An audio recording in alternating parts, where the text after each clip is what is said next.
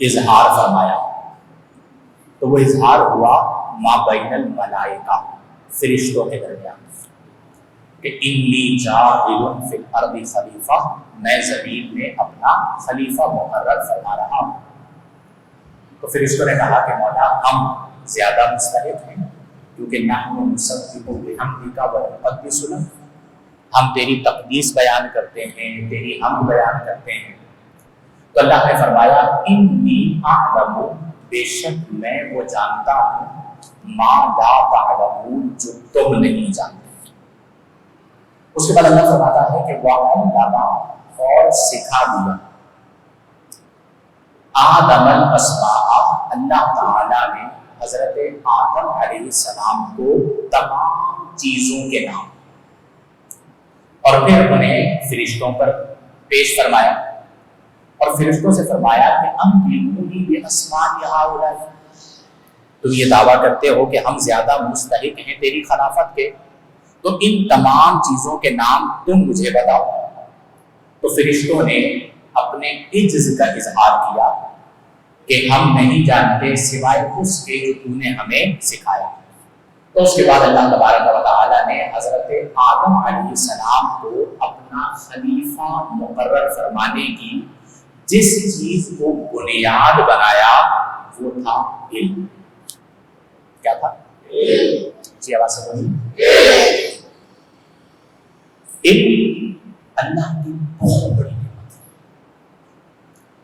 जिसे लज्जत इल्म मिल जाए उसे दुनिया में किसी और चीज की लज्जत नहीं मिल पाती।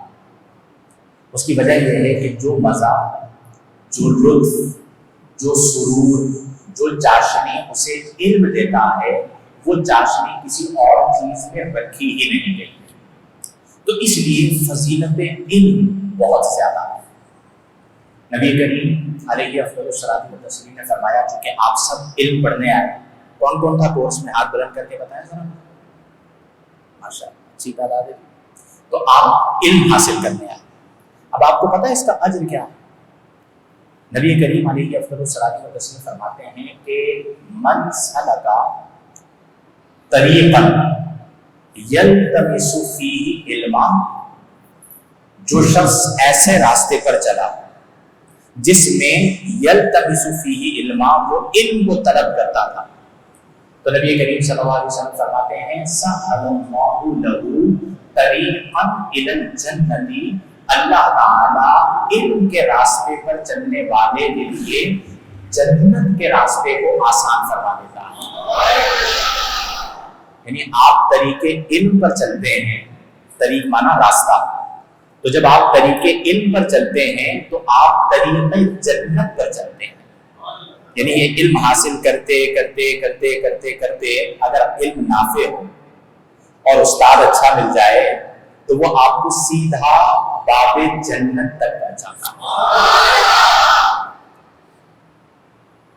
सूफिया क्या कहा जाता है कि अगर उस्ताद में 3 चीजें हों तो वो उस्ताद शागिर्दों के लिए नेमत कामिला है, और अगर शागिर्द में 3 चीजें हों तो वो शागिर्द उस्ताद के लिए नेमत कामिला है। उस्ताद के लिए 3 चीजें क्या हैं? सब्र, तवाज़ु और हुस्न खल्क़। और शागिर्द के लिए 3 चीजें क्या हैं? अक्ल, अदब और हुस्न फ़हम। उस्ताद के लिए 3 चीजें, पहली जो है वो क्या है? सब्र, दूसरी तवाज़ु यानी आजिज़ी, और तीसरी हुस्न खल्क़। क्योंकि जब उस्ताद में ये 3 चीजें नहीं होंगी तो उस उस्ताद से इल्म नाफे नहीं मिलेगा।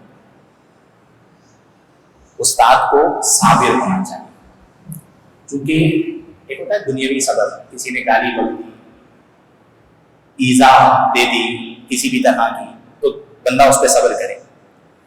इस पर अगर सब्र ना भी किया तो इतना बड़ा नुकसान नहीं होगा, ज्यादा से ज्यादा लड़ाई हो जाएगी, ठीक है, एक छोटा सा फितना मोहल्ले में, इलाके में बन जाएगा।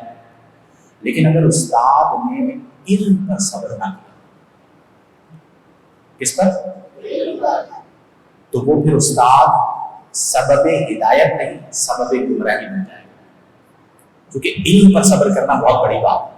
آتا ہے نا تو پھر چھلکنا شروع ہوتا ہے. ٹھیک ہے, تو وہاں پر پھر استاد کے لیے ہوتا ہے کہ وہ صابر ہو, علم پر صبر کرے. تو جب استاد صابر ہوگا تو شاگرد بھی کیا ہوگا؟ پہلی چیز. دوسری چیز تواضع. دیکھیں جس طرح علم کے فوائد ہیں اسی طرح علم کے سبب آزمائشیں ہیں. علم آتا ہے تو پھر تکبر آتا ہے. میں عالم ہوں, مجھے بڑی جگہ پر بٹھایا جائے, میرے آنے پر لوگ کھڑے ہوں, چاہت دل میں یہ چاہت. ہاں عوام خود عزت کرے تو اس پر اللہ کا شکر ادا کرے, لیکن دل میں یہ طمع ہو کہ میں جب بھی آؤں لوگ کھڑے ہوں, میں جب بھی آؤں میرے پاس پروٹوکول ہو, یہ طمع اگر دل میں موجود ہے تو یہ یاد رکھنے کہ پھر اگر آپ دینی کتاب پڑھتے بھی ہیں تو اس سے آپ کو علم نہیں ملے گا. کیا ملے گا؟ معلومات. کیا ملے گی؟ معلومات تو کوئی نہیں حاصل کرتا. وہ جو علم اللہ کی صفت ہے, وہ جو علم نافع ہے, وہ علم جو تواضع پیدا کرتا ہے وہ نہیں ملے گا. تو اگر استاد میں تواضع ہوگی تو شاگرد میں بھی کیا آئے گا؟ کیونکہ استاد کا اثر شاگرد میں ظاہر ہوتا ہے. تو دوسری چیز جو استاد میں ہونی چاہیے وہ کیا ہے؟ اچھا, تواضع بہت ضروری ہے. نبی کریم صلی اللہ علیہ وسلم فرماتے ہیں, عابد آ جاؤ, من تواضع للہ, جو اللہ کے لیے تواضع کرتا ہے فقد رفعہ اللہ, اللہ تعالیٰ اس تواضع کرنے والے کو بلندی عطا فرماتا ہے. اگر آپ نے کسی عالم ربانی کو پہچاننا ہو تو آپ اس کی تواضع کو دیکھیں. جو عالم رب والا ہوگا, ربانی رب والا, تو اس کی ذات میں آپ کو تواضع نظر آئے گا. آج کے دور میں جو بڑے بڑے فتنے ہیں ان فتنوں میں ایک بڑا فتنہ مذہبی رہنماؤں کا تکبر. چونکہ علم کی وجہ سے بھی تکبر آتا ہے اور شہرت کی وجہ سے بھی تکبر آتا ہے.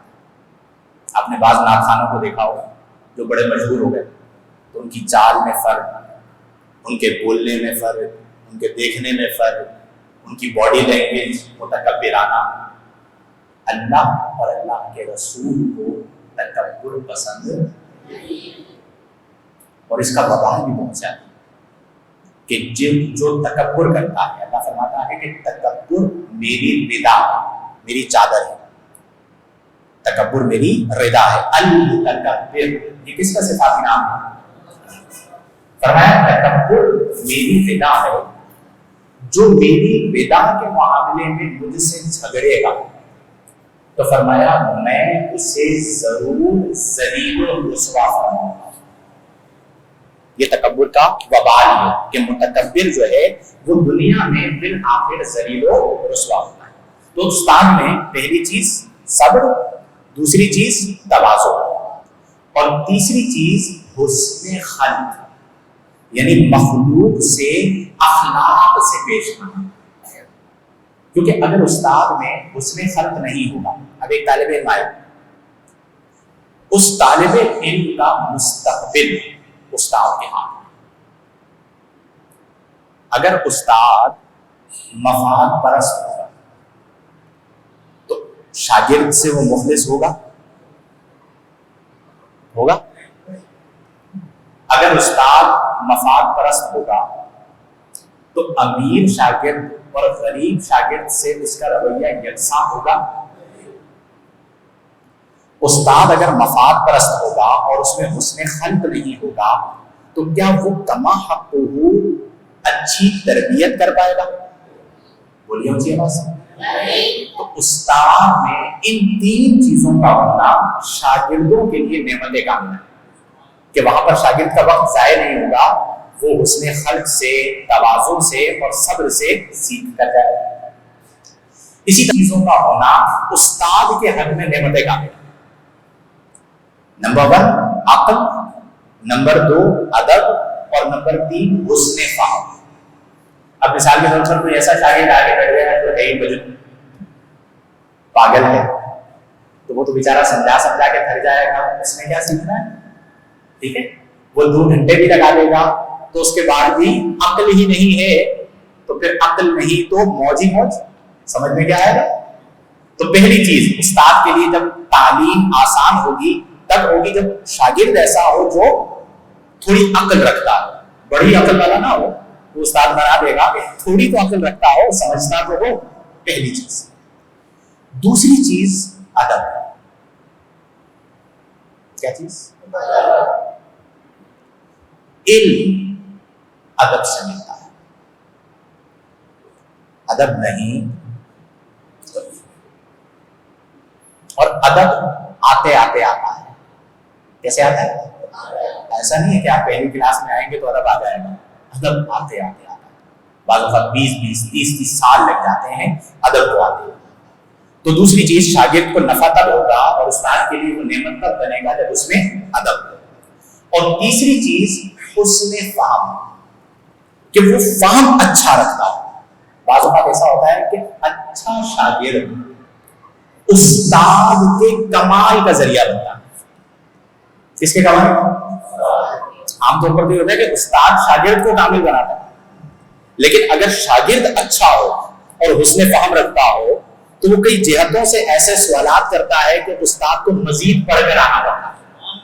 ٹھیک ہے, اور اسے مطمئن کرنا پڑتا ہے. اگر وہ اسے مطمئن نہ کر پائے تو اسے دقت ہوتی ہے, اس لیے اسے بہت زیادہ پڑھ کے آنا پڑتا ہے. تو استاد کے لیے شاگرد سبب کمال بنا ظاہری اعتبار سے اس کے حسن فہم کی وجہ سے. تو شاگرد کے لیے بھی کتنی چیزیں ہو گئی؟ Number 1, number 2, number 3. اب جب یہ دونوں چیزیں ملے کہ استاد صبر والا, تواضع والا اور حسن خلق والا ہو, اور شاگرد بھی عقل والا, ادب والا اور حسن فہم والا ہو, تو پھر استاد امام اعظم ابو حنیفہ سا بندہ ہوتا ہے اور شاگرد امام ابو یوسف اور امام محمد صاحب ہوتا ہے. چونکہ جانبین سے حسین امتزاج ہے. ہمارے یہاں کیوں نہیں نکل پاتے؟ جانبین میں کچھ نہ کچھ کمیاں ہوتی. ٹھیک ہے, جب جانبین میں کمیاں ہوتی ہیں تو وہ نکھار بھی نہیں آئے گا. جب جانبین میں تکمیل ہوگی تو پھر اس میں جو نکھار ہے وہ بھی کمال کے ساتھ آئے گا. نبی کریم علیہ افضل الصلاۃ والتسلیم نے فرمایا علم کی فضیلت, کیونکہ ہمارے معاشرے میں قدر علماء کم ہوتی نظر آ رہی. عام لوگ علماء ربانیین کے مقام کو بعض اوقات نہیں سمجھتے. اور ایک اور چیز جو ہمارے معاشرے میں مجھے نظر آئی وہ یہ ہے کہ ایک طبقہ جو اپنے دلوں میں بغض علماء رکھتا ہے اور وہ اس بغض کا اظہار کسی نہ کسی انداز میں کرتا رہتا ہے, اور وہ علماء کے قریب عوام کا ہونا پسند نہیں کرتا. مذہبی لبادے میں بہت سے لوگ. آپ اندازہ لگائیے کہ علم اور علماء کا مقام اور شان کیا ہے کہ نبی کریم صلی اللہ علیہ وسلم نے فرمایا کہ یوزن یوم القیامت مداد العلماء علی دم الشہداء, کہ قیامت کے دن علماء کے قلم سے نکلنے والی سیاہی کو شہیدوں کے خون سے تولا جائے گا. کس سے تولا جائے گا؟ یعنی ایک طرف شہیدوں کا خون اور ایک طرف اقلام علماء کی سیاہی. اور اللہ کے رسول فرماتے ہیں کہ علماء ربانیین کا مقام اللہ کی بارگاہ میں یہ ہے کہ فَيُرْجَعُ مِدَادُ الْعُلَمَاءِ عَلَى دَمِ الشُّهَدَاءِ, علماء کے قلم کی سیاہی شہید کے خون سے اوپر ہو جائے گی, ترجیح پا جائے گی. تو اس سے آپ اندازہ لگائیں کہ اللہ نے علماء کو کیا شان اور کیا مقام عطا فرمایا. میرے بھائیو, ہم سب پر شرعاً واجب ہے کہ ہم علماء کا احترام کریں, علماء کی قدر کریں, علماء کی تعظیم کریں, علماء کے پاس بیٹھیں تو ادب سے بیٹھیں, تو پھر آپ کو علماء سے نفع ملے گا. جب عوام الناس بنگاہ تنقید عالم کو دیکھے گی اور اس کی چھوٹی چھوٹی بات پر گرفت کی کوشش کرے گی تو پھر ہمارے معاشرے میں قدر علماء کم ہو. دین کا کام کس نے کرنا ہے؟ علماء. کس نے کرنا ہے؟ تو جب دین کا کام علماء نے کرنا ہے تو ہمیں مضبوط بھی کسے کرنا ہے؟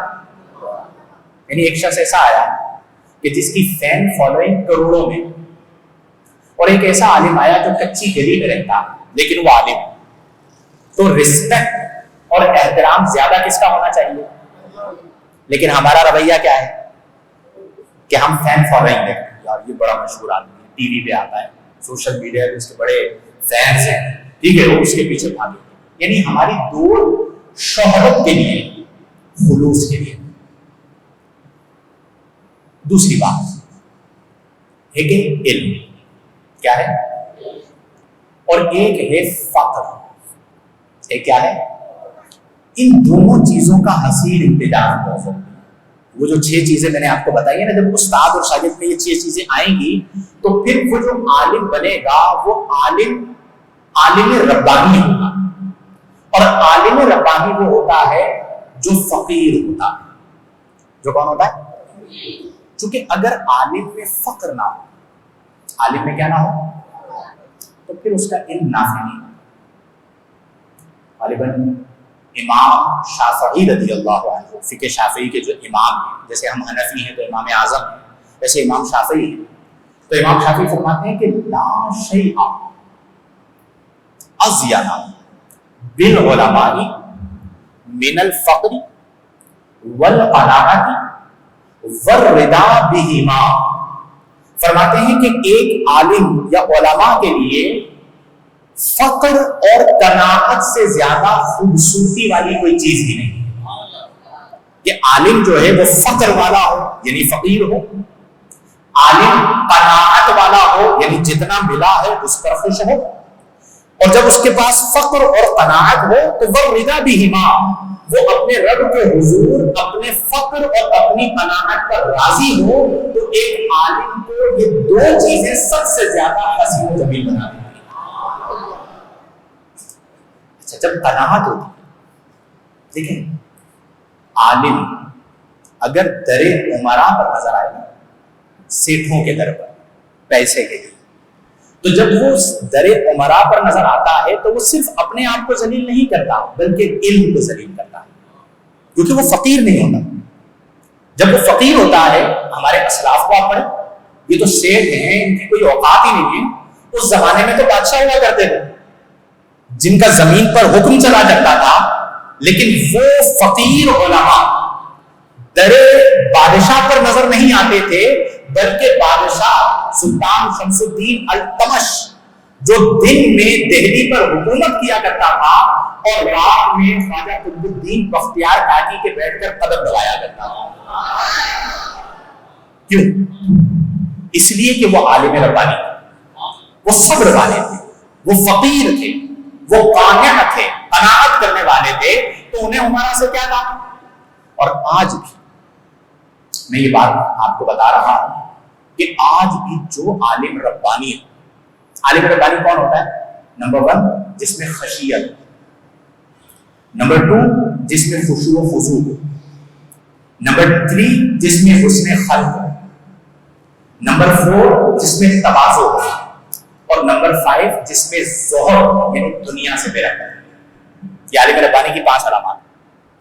یعنی جو عالم ربانی ہوگا، عالم سو کی بات میں نہیں کر رہا، عالم ربانی ہوگا اس میں پہلی چیز خشیت، وہ مخلوق سے نہیں ڈرتا. کس سے ڈرتا ہے؟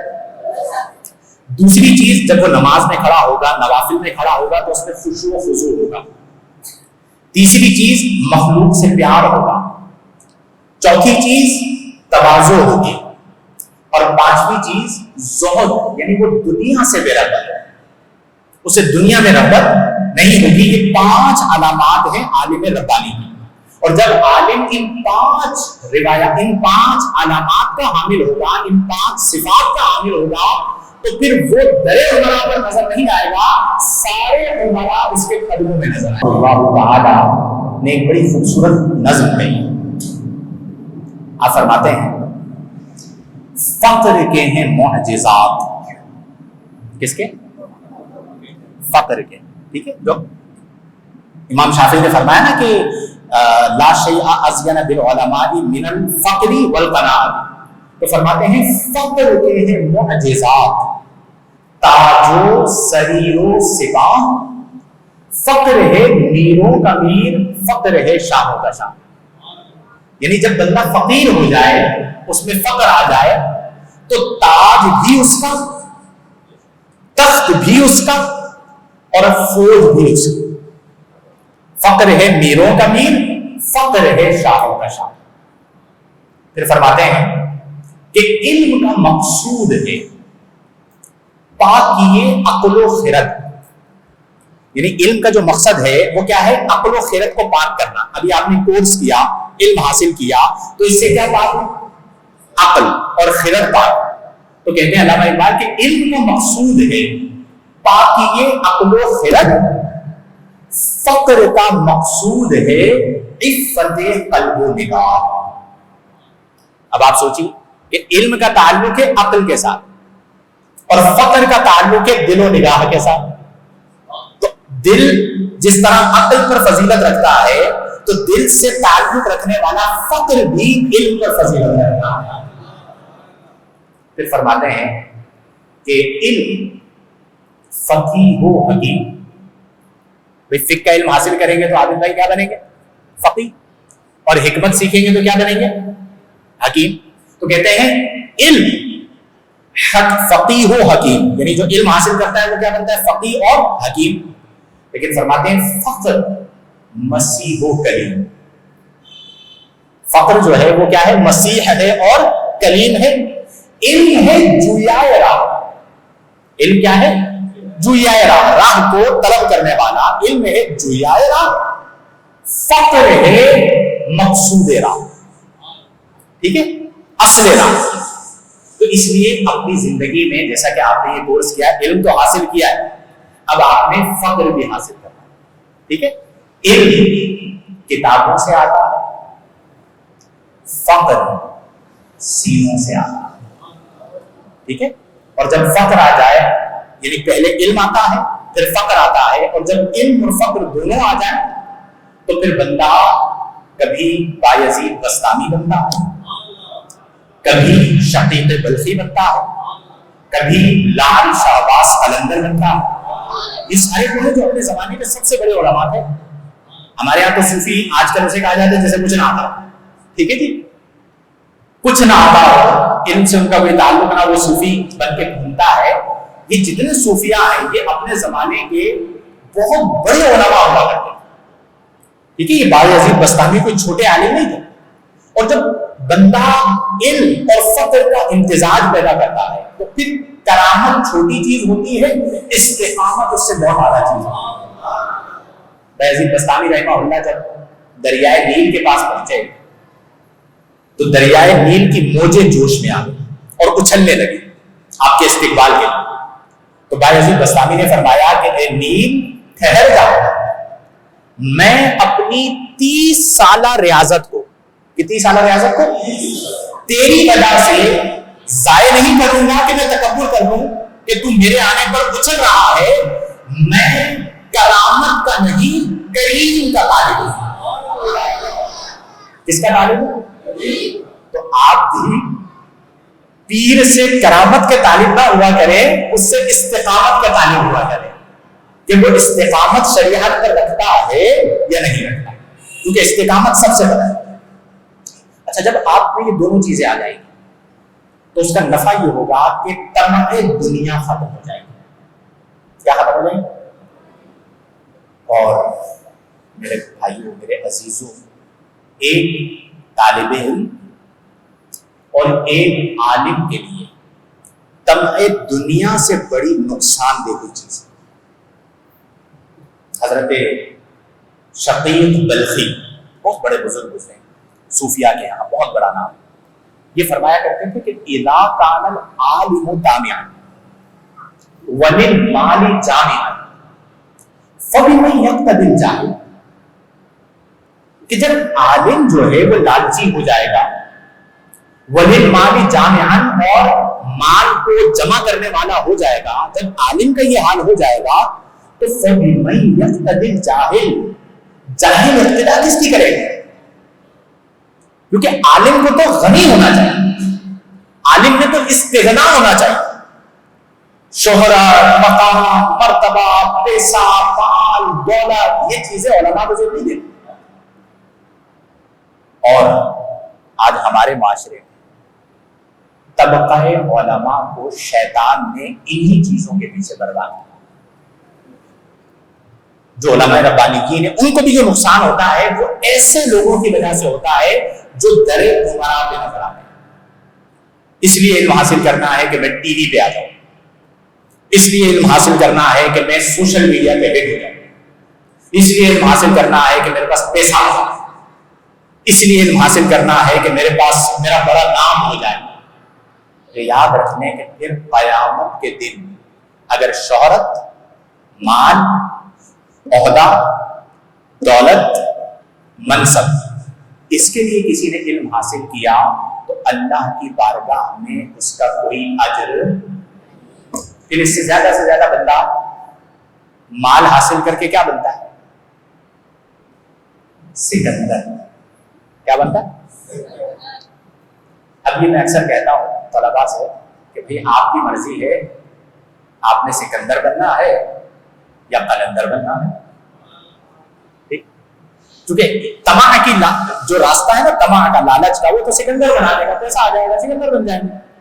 और जो राह फक्र है तो वो आदमी को कलंदर बनाती है। क्या बनाती है? और फिर कलंदर तो क्या ही बात है। फरमाते हैं कि महरो माहो अंजुम का मुहासिब है कलंदर।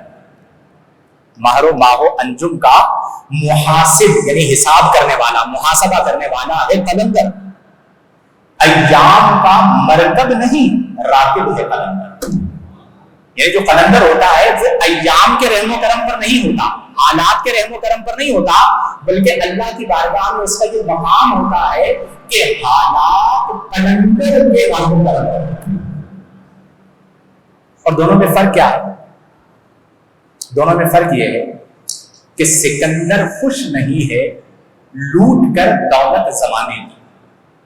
दौलत से कभी पेट भरा? एक घर तो दूसरा घर, एक इलाका तो दूसरा इलाका। और हदीस में फरमाया कि लौ काना लिइब्नि आदम वादी मिन ज़हबी ला यतमन्ना अल-आखर, कि इब्ने आदम को पूरी सोने की एक वादी दे दी जाए तो वो एक और की तमन्ना करेगा, फिर एक और वादी दे दी जाए तो वो दूसरे एक और की तमन्ना करेगा। इब्ने आदम के पेट को कब्र की मट्टी के सिवा कोई चीज, हजारों ख्वाहिशें ऐसी कि हर ख्वाहिश पे बहुत निकले मेरे अरमान, लेकिन मेरे तो आज तक पूरे नहीं हुए।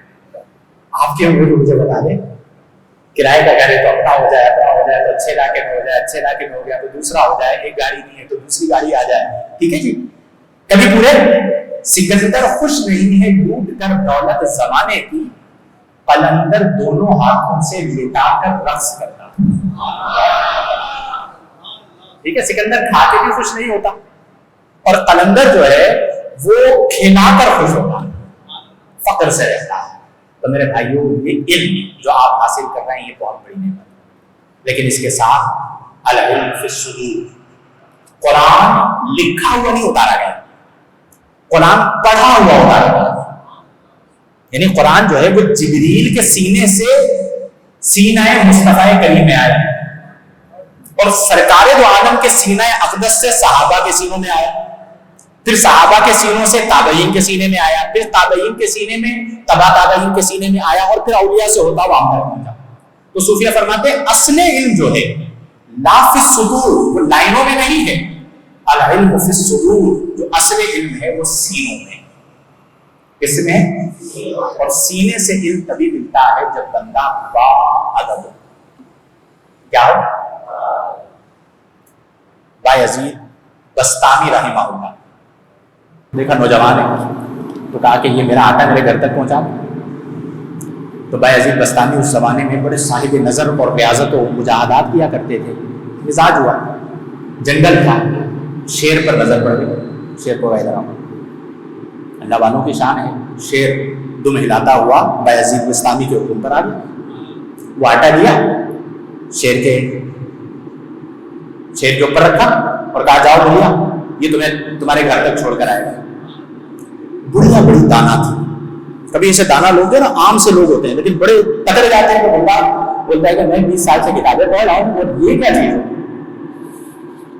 اس نے بھی کوئی مطلب بڑی بات نہیں ہے, شیر آ گیا اس کے اوپر رکھ دیا, بڑھیا نے اگنور کیا. ٹھیک ہے چلنے لگے. تو بایزید بستامی نے خود ہی روکا, بولا بڑھیا بات سنو, جب تم اپنے قصبے میں پہنچو گی تو لوگ تو حیران ہوں گے کہ شیر تمہارا آتا رہا, تو تم سے پوچھیں گے کہ یہ کیسے ہوا, تو تم انہیں کیا بتاؤ گی.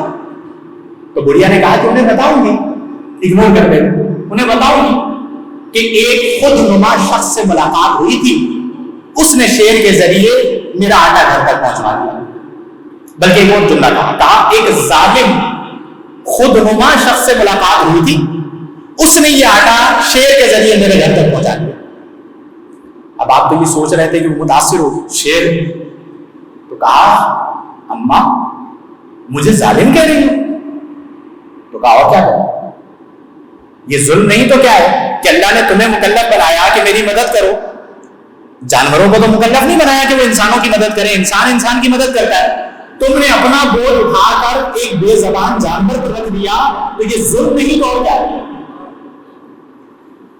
اور پھر تم مجھ سے پوچھ رہے ہو کہ انہیں کیا بتاؤں گی, تو تمہیں اپنی تاریخ چاہیے نا, خود نمائی چاہیے. تو کہوں گی ایک ظالم خود نما شخص نے شیر کے ذریعے آٹا جو ہے وہ میرے گھر تک پہنچا دیا.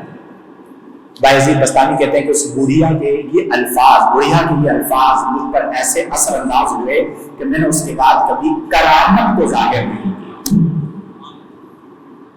ٹھیک ہے, تو فقیر جو ہوتا ہے وہ اپنے آپ کو چھپاتا ہے.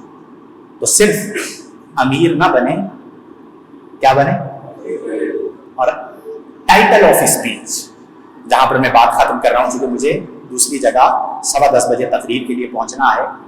ٹائٹل آف اسپیچ آج کی یہ ہے کہ اگر آپ فقیر بننا چاہتے ہیں تو آپ کو اپنا دل صاف کرنا. کیا کرنا ہوگا, یہ ٹائٹل ہے. ابھی آپ نے تیاری رمضان کورس کیا, گھر میں راشن ڈلوایا, صفائی ستھرائی کروائی, یہ ساری تیاری ہے نا. رمضان کی سب سے بڑی تیاری ہے صفائی قلب, دل کا صاف. کیونکہ جب تک دل صاف نہیں ہوگا آپ میں فقر نہیں ہے, آپ میں عجز نہیں آئے گا, آپ کو شوق اور ذوق نہیں ملے گا, لذت نہیں ملے گی. دل کیسے صاف ہوگا؟ پہلی چیز مخلوق سے پیار. کس سے پیار؟ اچھا, مخلوق دو طرح کی, ایک وہ ہے جو بولے گی واہ, کیا بولے گی, واہ بھائی واہ, کیا ہی واہ. اور ایک وہ ہے جو کہے کہ کیا بات, بیکار ہے. تو یہ جو واہ بول رہی ہے نا, اس سے پیار, اور جو بول رہی ہے کیا آدمی ہے, بیکار آدمی ہے, اس سے بہت پیار. اس سے کیا, آسان کام ہے, آسان کام ہے, بڑا مشکل کام ہے. تو فقیر پھر ایسے تو نہیں بنتے نا. بات سمجھ آ رہی ہے؟